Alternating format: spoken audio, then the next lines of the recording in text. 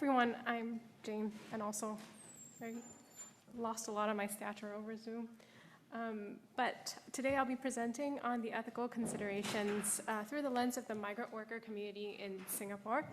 So the title of my presentation is Hidden Vulnerabilities and Inequities in Singapore, Othering in the COVID-19 Pandemic. And in our case, we define othering as any set of dynamics, processes that serve to marginalize a population segment based on group identity. Just some quick context about the community before I get started. Some background, Singapore has over 1 million migrant workers. They make up about 35 to 40% of the labor force. A lot of these are low-wage workers from countries like Bangladesh, India, China, Myanmar, Thailand, and they're often on very highly restrictive work visas. And they generally work in labor-intensive sectors such as domestic work, construction, manufacturing, shipbuilding, etc. So to try and situate the migrant worker community within the larger population, I've used the Bronfenbrenner ecological systems theory to just sort of contextualize and understand the types of interactions that happen within and without the migrant worker community and how they can be impacted by the different groups in Singapore. So right here we have the migrant workers, and at the micro level we have their fellow workers and the community members that they interact with the most.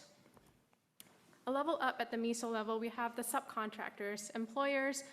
These can include dorm operators. And then we have civil society groups, advocacy groups, social service organizations. And finally, at the macro level, we have regulatory agencies and governing bodies such as the Ministry of Health, Ministry of Manpower, Home Affairs. We have the Building and Construction Authority. So even though they do not interact with them on a daily basis, a lot of the decisions that they make impact their lives. So even though they're quite integrated into the labor force, othering still occurs for the migrant worker community at different levels throughout the system. So this can come in the form of community perceptions, epidemiological vulnerabilities, precarity in work, as well as differentiated policies. So a lot of these were exacerbated during the COVID-19 pandemic as well. So one of the most salient examples of othering is, and given the nature of the pandemic, was the epidemiological vulnerabilities. So most workers are housed in purpose-built dormitories, and you can look at that photo right there. So these structures, they can house from 3,000 to 25,000 workers, and the facilities are designed for communal living, which means shared kitchens, shared bathrooms, etc. But they also have very densely populated rooms. So this photo is a typical setup. It can have from 12 to 20 men in a room, and makes it challenging to implement any sort of prevention or infection control measures, which is why even though Singapore managed to have a pretty good grasp on COVID at the beginning, these living arrangements led to massive outbreaks within the dorms. And by May 2020, migrant workers made up about 90% of all COVID-19 cases. So this was followed by a lockdown where workers were confined to their rooms despite the risk of increased transmission. And this situation is unfortunately not unique. There's disproportionate exposure and impact of the pandemic on similar migrant worker communities as well. Othering can also have occurred in the form of community perception. So in a study by the International Labour Organization of Public Attitudes towards the migrant worker community, they have found that there are public perceptions that crime rates have increased due to migration and that migrants commit a high number of the crimes, specifically the low-wage migrant workers. There are also perceptions that migrant workers can threaten the country's culture and heritage, or that they have a poor work ethic or cannot be trusted. The other form of othering, precarity in work, happens through low wages, fixed-term contracts, as well as numerous intermediaries, which means that there is decreased accountability across all of them, and there are poor legal and social protections. And given the highly restrictive work visas, there's also impermanence of residential status, and they're more likely to be harmed through exploitation, abuse, and/or injury. And last but not least, there's differentiated policies. And there are lots, but one of the most poignant ones that came through during the COVID-19 pandemic was their healthcare financing policy, which is different for citizens and non-citizens. So instead of a universal health coverage model, the migrant workers' healthcare financing is built on employer responsibility, which means private medical insurance and private work injury compensation insurance, which also means that there's less accountability for both employers and the employees. So we wanted to find out the role of media narratives and how they can shape the portrayal of migrant workers and consequently the social and structural inequalities in the community. So we did a media analysis of local mainstream news media. I'm not going to go into too much detail, but we looked at two sources, Channel News Asia and the Straits Times, and they were both crucial sources of information during the pandemic. Looked at about 370 articles dated from January 2020 to 2021. And so we found that in terms of community perceptions, we found othering in xenophobia in public sentiment.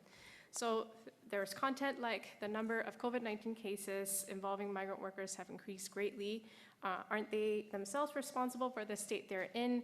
They like to gather and have poor personal hygiene. Surely that should be a factor. There was also men under investigation for offensive comments posted on Twitter against Indian migrant workers.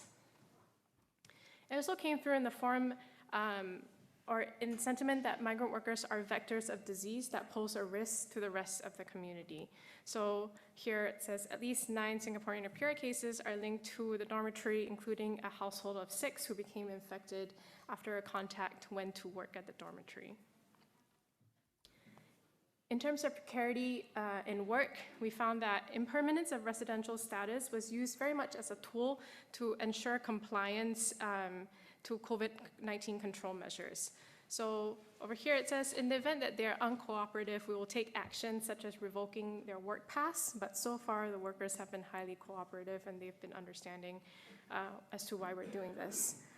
We also see that some work pass holders do get barred from working in Singapore for flouting COVID-19 circuit breaker measures. There's also the objectification of migrant workers as low-skilled labor and purely in terms of economic output. So here it says, I'm not going to read long, but reducing migrant worker populations will affect Singapore's competitive edge and lead to higher costs. Right? So it's purely in terms of their economic output.